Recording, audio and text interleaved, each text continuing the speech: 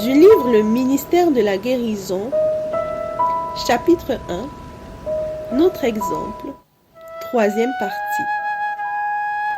Pendant son ministère, Jésus passa plus de temps à soigner les malades qu'à prêcher.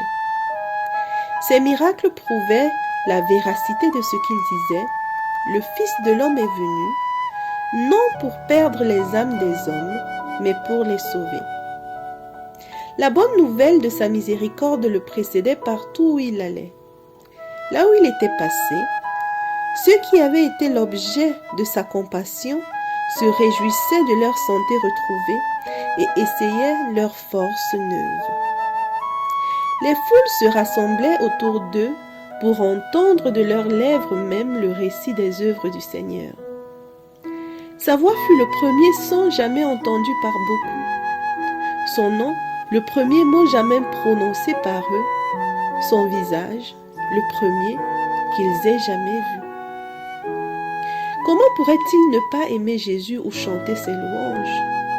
Quand il traversait villes et villages, il était comme un courant vivifiant d'où émanait l'enthousiasme et la joie.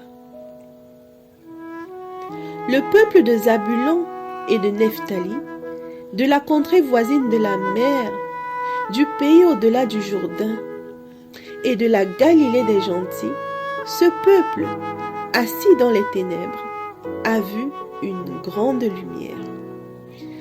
Et sur ceux qui étaient assis dans la région et l'ombre de la mort, la lumière s'est levée. Matthieu chapitre 4, les versets 15 et 16. Chaque guérison était pour le Sauveur une occasion d'implanter des principes divins dans l'âme et l'esprit. Tel était le but de son œuvre. Il offrait des bénédictions terrestres afin d'incliner le cœur des hommes à recevoir l'évangile de sa grâce.